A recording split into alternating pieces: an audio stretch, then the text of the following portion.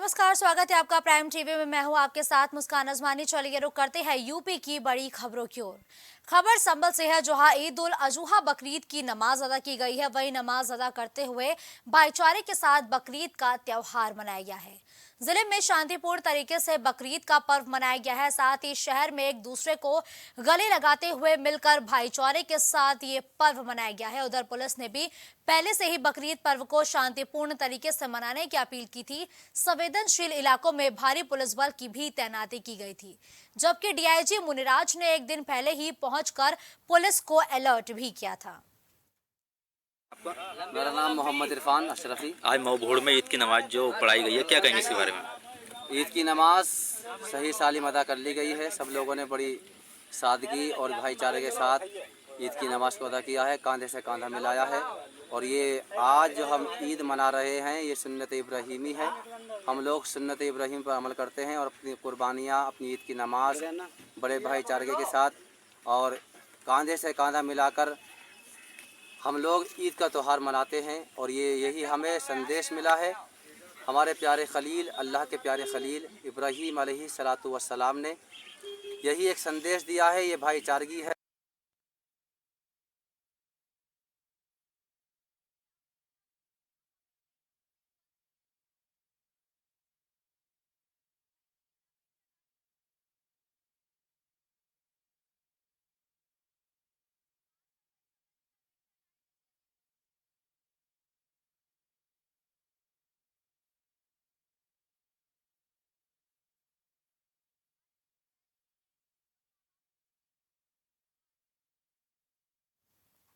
तो देखिए, वही देवबंद में भीम आर्मी चीफ के हमले से 4 दिन पहले ही क्षत्रिय ऑफ अमेठी फेसबुक पेज से चंद्रशेखर रावण को जान से मारने की धमकी दी गई थी। फेसबुक पर लिखा गया था कि चंद्रशेखर रावण को जिस दिन भी मारेंगे, अमेठी के ठाकुर ही मारेंगे, वो भी दिन दहाड़े बीच चौराहे पर। हमले के तुरंत बाद भी इसे फेसबुक अकाउंट से लिखा गया कि बच गया, अब दोबारा नहीं बचेगा। वहीं दूसरी तरफ अमेठी पुलिस ने मामले पर मुकदमा भी दर्ज कर लिया है। पुलिस की ओर से कार्रवाई भी लगातार की जा रही है। तो ये क्षत्रिय ऑफ अमेठी के फेसबुक पेज पर यह पोस्ट किया गया था, जिसमें जो भीम आर्मी के चीफ है उनको जान से मारने की धमकी दी थी। वही हमले के बाद भी एक और पोस्ट इसी अकाउंट से किया गया, जिसमें कहा गया कि इस बार तो चंद्रशेखर रावण बच गए, लेकिन अगली बार नहीं बचेंगे। भीम आर्मी प्रमुख पर सोशल मीडिया पर की गई एक अभद्र टिप्पणी को संज्ञान में लेते हुए अभियोग पंजीकृत कर आवश्यक विधिक कार्रवाई की जा रही है। तो वह फरीदाबाद में चुनावी साल के चलते आगामी 9 जुलाई को पन्ना प्रमुख सम्मेलन की तैयारी को लेकर कैबिनेट मंत्री ने कार्यकर्ताओं की बैठक ली है। सम्मेलन में प्रदेश प्रभारी, प्रदेश अध्यक्ष और विधायक गण मौजूद रहे। वही चुनावी साल के चलते फरीदाबाद बल्लभगढ़ की अनाज मंडी में 9 जुलाई को विधानसभा स्तर पर पन्ना प्रमुख सम्मेलन का आयोजन किया जाएगा। इस कार्यक्रम की तैयारी को लेकर हरियाणा के परिवहन मंत्री और बल्लभगढ़ के विधायक मूलचंद शर्मा ने विधानसभा के सभी कार्यकर्ताओं के साथ बैठक की, जबकि परिवहन मंत्री मूलचंद शर्मा ने जानकारी देते हुए बताया कि 9 जुलाई को बल्लभगढ़ के अनाज मंडी में पन्ना प्रमुख सम्मेलन होने जा रहा है, जिसमें करीब 5 से 6 हजार विधानसभा के कार्यकर्ता शामिल होंगे। इस कार्यक्रम में हरियाणा के प्रदेश प्रभारी विप्लव देव, प्रदेश अध्यक्ष ओम प्रकाश धनखड़ और तमाम विधायकगण भी शामिल होंगे। आज हमने भारतीय जनता पार्टी के शक्ति केंद्र प्रमुख मंडल के पदाधिकारी और जो जिला लेवल के पदाधिकारी हैं, प्रदेश लेवल के, सबकी मीटिंग बुलाई है। 9 तारीख को भारतीय जनता पार्टी बल्लभगढ़ विधानसभा पन्ना प्रमुख सम्मेलन है। वहीं गोंडा में प्रभारी जिलाधिकारी ने जिला आपदा प्रबंधक प्राधिकरण की बैठक की है, साथ ही आवश्यक निर्देश भी दिए हैं। प्रभारी जिलाधिकारी ने कहा है कि बाढ़ से पहले सभी तैयारियां पूरी कर ली जाए। जिला आपदा प्रबंधक प्राधिकरण की ओर से बाढ़ से पहले तैयारी के लिए प्रभारी जिलाधिकारी और मुख्य विकास अधिकारी की ओर से सभी संबंधित विभाग की समीक्षा भी की जाएगी, जिसमें बाढ़ से प्रभावित होने वाले सभी बिंदुओं पर गहन चर्चा की गई है। और बाढ़ खंड के अधिशासी अभियंता बीएन शुक्ला ने बताया कि बंदे पर मरम्मत का काम पूरा करा लिया गया है और बाढ़ से पहले सभी तैयारियां कर ली गई हैं। जिला आपदा विशेषज्ञ के सभी बाढ़ चौकियां चिन्हित कर ली गई है। सभी संबंधित कर्मचारियों की ड्यूटी भी लगा दी गई है।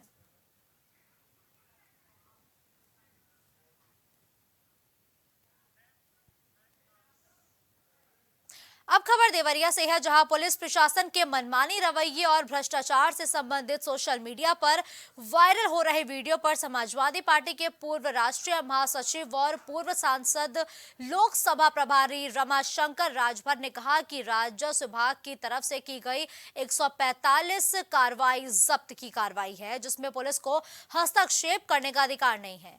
लेकिन सोशल मीडिया पर वायरल हो रहे वीडियो क्लिप में साफ दिखाई दे रहा है कि इसके पहले भी जब्त की गई जमीन पर पुलिस एक पक्षीय कार्रवाई करते हुए बिना रेवेन्यू विभाग की मौजूदगी के कटीले तार से घेराबंदी कर रही है, जबकि पुलिस उच्चाधिकारियों का सख्त निर्देश है कि राजस्व के मामले में पुलिस हस्तक्षेप नहीं करेगी।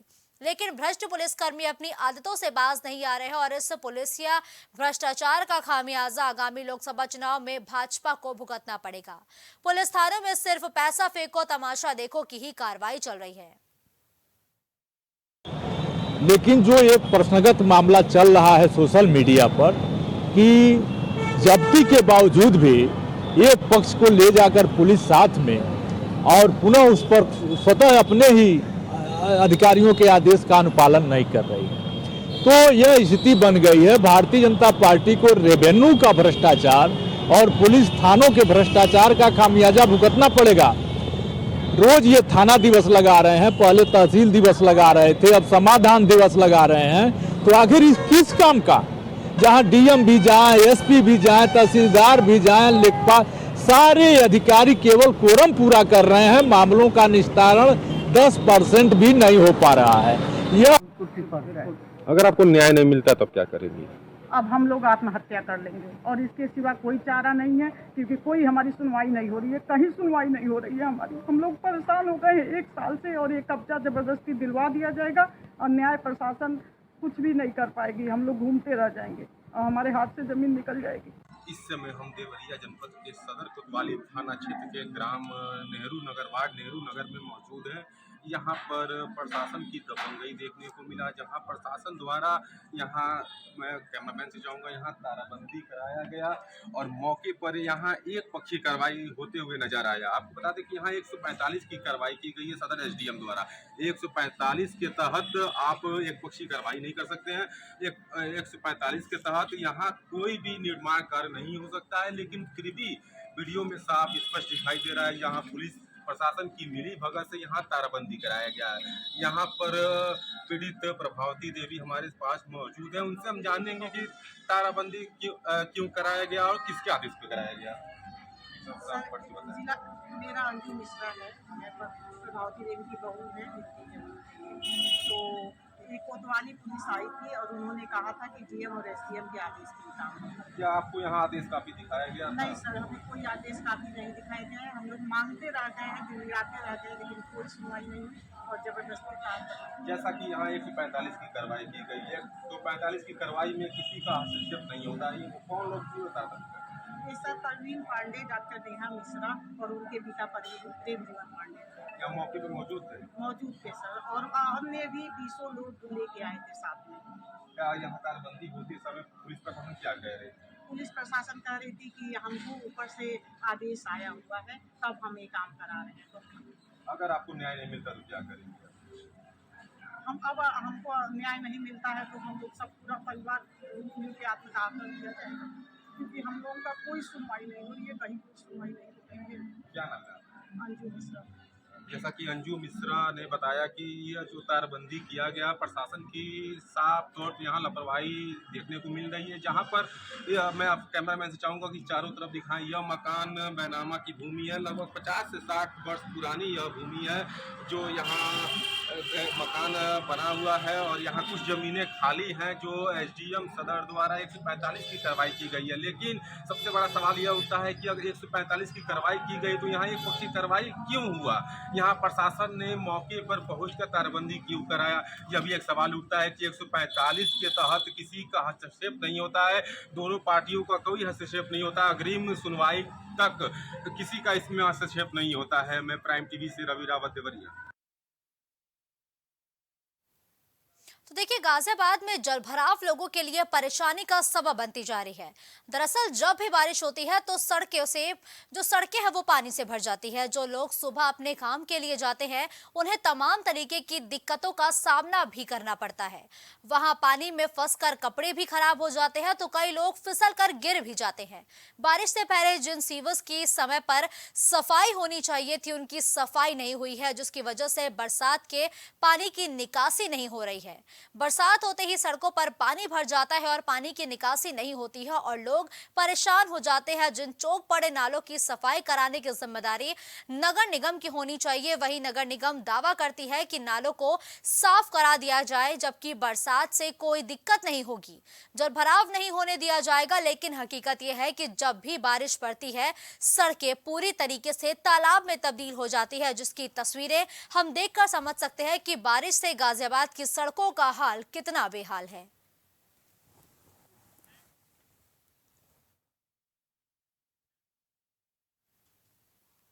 खबर कौशाम्बी से है, जहां गैंगस्टर रवि तिवारी की लाखों रुपए की संपत्ति को पुलिस ने कुर्क कर लिया है। जिला मजिस्ट्रेट सुजीत कुमार के आदेश के बाद पुलिस ने ये कुर्की की कार्रवाई की है और कुर्क किए गए 2 अलग मकान की कीमत करीब 32 लाख रुपए बताई गई है। मंझनपुर कोतवाली क्षेत्र के कादीपुर और सराय अकिल क्षेत्र में ये कार्रवाई की गई है। वहीं सीओ सदर अभिषेक सिंह ने बताया कि मादक पदार्थ की तस्करी किए जाने के आरोप में इससे पहले भी मामला दर्ज किया गया था, जिसके 2 आरोपियों पर गैंगस्टर एक्ट लगाया गया है। जिला मजिस्ट्रेट के आदेश पर अपराध से अर्जित की गई 2 अभियुक्तों के अलग अलग मकानों पर यह कुर्की की कार्रवाई की गई है। देखिए, थाना कौशाम्बी में मुकदमा अपराध संख्या 141/22 दर्ज किया गया था, जिसमें 5 लोग अभियुक्त थे। इनके खिलाफ अन्य विवेचनात्मक कार्रवाई संपन्न करते हुए इनकी जो संपत्ति है उसके संबंध में जो रिपोर्ट हमने डीएम साहब को लगाई थी उसके आधार पर डीएम साहब के आदेश के अनुसार इनमें जो 2 अभियुक्त हैं उनमें एक का मकान सरायकिल में जिसकी कीमत लगभग 22.5 लाख रुपए और दूसरा जो कादीपुर में जिसकी कीमत लगभग 4 लाख रुपए है, ये दोनों मकान श्रीमान डीएम जिलाधिकारी महोदय के आदेश के आधार पर 14 एक गैंगस्टर की कार्रवाई के आधार पर हमने इन दोनों मकानों को कुर्क किया है। खबर औरैया से है, जहां 8 साल की मासूम के साथ बलात्कार करके उसकी हत्या के दोषी को विशेष न्यायाधीश पॉक्सो एक्ट ने महज 82 दिनों में फैसला सुना दिया है। आरोपी को मौत की सजा सुनाई गई है। ये घटना 24 मार्च 2023 की है, जहां अयाना थाना क्षेत्र के महमूदपुर गांव में जब एक मासूम बच्ची का खेत से जानवर चराने के दौरान अपहरण हो जाता है, जिसके बाद उसके पिता ने अपनी बेटी की तलाश शुरू कर दी। बेटी के नहीं मिलने के बाद पिता ने पुलिस को अपनी बेटी के गायब होने की सूचना दी, जिसके बाद पुलिस गायब हुई 8 साल की मासूम की खोजबीन में लग जाती है। वह इस मामले में जज ने फैसला सुनाते हुए कहा कि पुरुषों की उत्पत्ति ही महिलाओं से होती है, दोषी का कृत्य पशुओं से भी ज्यादा निंदनीय है। लड़कियां अगर खुले में नहीं घूम सकती तो फिर उनके लिए कौन सा स्थान है? भारतीय संस्कृति में स्त्री धर्म की मूल है। स्त्री के साथ ऐसा अपराध किसी भी धर्म और संस्कृति में मान्य नहीं है। थाना अयाना क्षेत्र अंतर्गत 25 मार्च 2023 को एक दुखद घटना हुई थी, जिसमें लगभग 8 बजे करीब एक सूचना महमूदपुर गांव से थाना अयाना पर प्राप्त हुई कि एक 8 वर्षीय नाबालिग बच्ची जो अपने ही गांव में अपने घर के पास बकरियां चरा रही थी, उसको आखिरी बार 4 बजे देखा गया था और वो अब तक घर नहीं आई है। गांव के सभी लोगों ने काफ़ी देर उस बच्ची को ढूंढा और ढूंढने के बाद जब वो उसको नहीं ढूंढ पाए तब उन्होंने पुलिस को सूचना दी। पुलिस तत्काल मौके पर गई, हम सभी लोग मौके पर गए। लगभग 3-4 बजे तक पूरी टीम्स बनाकर पूरे गांव में सर्च की गई। बच्ची जहां आखिरी बार देखी गई थी उसके आसपास भी उसको काफ़ी ढूंढा गया और पूरी प्रॉपर लोगों ने हाथ की चेन बनाकर, ह्यूमन चेन बनाकर उसकी कोम्बिंग की, लेकिन बच्ची की बॉडी कहीं नहीं मिली। ये घटना अयाना थाना अंतर्गत दिनांक 24/3/2023 की ये घटना है, जिसमें 25/3/2023 को इस घटना की FIR हुई थी और 8 दिन में इसमें आरोप पत्र माननीय न्यायालय में प्रेषित किया जाता है और इसमें 10/4/23 से न्यायालय में कॉग्निजेंस लेकर आरोप बनाते हुए इसमें गवाही शुरू कराई गई। अभियोजन की ओर से इसमें कुल 14 गवाह परीक्षित कराए गए और सारी FSR रिपोर्ट और जो भी एविडेंस थी उसके आधार पर दिनांक 23 तारीख को 23/6/2023 को इसमें अभियुक्त गौतम सिंह को दोषी सिद्ध किया गया है। लड़की के हत्यारे को फांसी की सजा सुनाई है, क्या कहें? बहुत बढ़िया रहा साहब। क्या घटना हुई थी जरा बता। घटना का साहब खेत में पड़ियाँ चराई रही थी तो वहाँ से पकड़ लो और बस मर्डर कर दो, रेप करो। 8 साल की बच्ची है थी। आपको कैसी सूचना मिली थी? है सूचना आपको कैसे मिली थी? शाम को ढूंढो तब सुबह मिट्टी मिली तब जानी। आज जो फैसला आया है उसको मृत्युदंड की सजा सुनाई गई है। हाँ। आप वहाँ मौजूद थे क्या? कोर्ट में थे। तो आपको जानकारी हो गई? हाँ जानकारी होगी साहब। कैसा लग रहा है आपको? बहुत बढ़िया लग रहा हो। आपको लगता है कि आपकी बेटी को न्याय मिला? हाँ न्याय मिलो। अब खबर औरैया से है, जहां एक गांव में घर के कमरे में सुबह से ही परिजनों ने नवविवाहिता का शव लटका देखा, जिसके बाद चीख पुकार मच गई। सूचना मिलते ही मायके पक्ष के लोग पहुंच गए, जिन्होंने पुलिस को सूचना दी। वहीं घटनास्थल पर पहुंची पुलिस ने जांच पड़ताल करने के बाद शव को पोस्टमार्टम के लिए भी भेज दिया है। इस संबंध में सीओ अजीत मल भरत पासवान ने बताया कि दखलीपुर गांव में घर के अंदर एक नवविवाहिता ने फांसी लगाई है। कारण क्या था, ये जांच का विषय है। तहरीर मिलने पर मुकदमा दर्ज किया जाएगा। यहाँ पे हम लोग मौके पे आए। हम हैं सीओ साहब हैं, मजिस्ट्रेट साहब हैं, एसएचओ साहब हैं और फोरेंसिक टीम भी आई थी। उसने देखा फांसी लगाई कि क्या हुआ, इस संबंध में अभी इन्होंने प्रथम सूचना रिपोर्ट नहीं दिया है। जैसा देंगे वैसा लिख करके कार्रवाई की जाएगी। अभी तो फिलहाल उसको पंचायत राज में कार्रवाई की जा रही है और जो ही रिपोर्ट देने के तैयार है वो देंगे, उस पर जांच में कार्रवाई की जाएगी। वो जो है मतलब 1 लाख रुपया और लर मांग रहे थे और हमारी हो गई तबीयत खराब, हम बीमार रहे, मरते से बचे, हमने दे नहीं पाया। तो आपकी लड़की और दामाद में कोई विवाद हुआ कभी? ये इनके यहाँ माँ बहन और ये जो है विवाद करती नहीं। नातिन का जो नातिन थी उसका तक पैसा लेते रहे दूध का। अब खबर झांसी से है, जहां कोतवाली मोड़ क्षेत्र में बीती रात सोते समय एक 40 साल के युवक की धारदार हथियार से हमला करके हत्या कर दी गई है। जब सुबह आसपास के लोगों ने देखा तो घटना की सूचना पुलिस को दी गई। सूचना मिलते ही पुलिस क्षेत्राधिकारी और कोतवाल घटनास्थल पर पहुंचे और साथ ही घटनास्थल का जायजा लेते हुए घटना की छानबीन में भी जुट गए हैं। वहीं एसपी ग्रामीण गोपीनाथ सोनी के मुताबिक बीते दिन पूजा पाठ के लिए सभी लोग गए हुए थे, जहां कुछ विवाद हो गया था।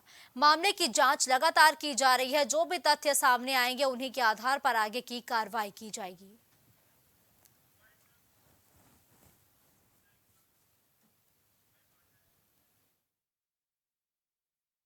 क्या है पूरा मामला? ये मोड़ थाना क्षेत्र के अंतर्गत टाड़ा गांव में आदिवासी जो यहीं पर रहते थे, तो महेश जिसकी हत्या हुई है कल यहीं बगल के ही, और लोगों के साथ गया था बकरा वकरा खाने, तो खा पी के इनका कुछ विवाद हुआ था। उसी विवाद के बाद उसने पड़ोसी ने ही इनको मार दिया था, जिसको पुलिस ने पूछताछ के लिए हिरासत में लिया है। बाकी पंचायतनामा पोस्टमार्टम कार्रवाई करके जांच के बाद जो भी सही होगा उस आधार पर विधिक कार्रवाई की जाएगी। इस बुलेटिन में फिलहाल के लिए बस इतना ही। देश और दुनिया की तमाम बड़ी खबरों के लिए आप देखते रहिए प्राइम टीवी।